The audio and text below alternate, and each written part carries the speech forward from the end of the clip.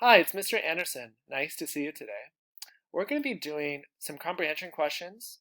That just means answering some questions of what we know from the book, Where is My Baby? So here's question one. What is the dog's baby? And here are our choices. Ball, puppy, or cat? Yeah, the puppy is the dog's baby. Puppy. Number two, what is the horse's baby? Chick, pig, or foal? Hmm. Yeah, the foal. Foal. Awesome job.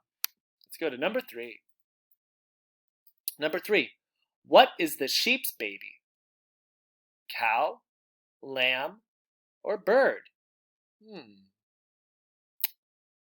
see. The lamb. The lamb is the sheep's baby. Lamb. Number four, what is the cat's baby?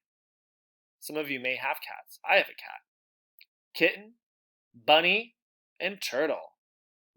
What is the cat's baby? Yeah, kitten. Kitten. Number five, what is the bear's baby? Kid, llama, or cub? Well, we didn't learn about this animal, and we didn't learn about llamas. So I think it's the cub. Cub. Awesome! Way to work really well and really hard on those comprehension questions. Keep practicing, keep reading. I'll see you later.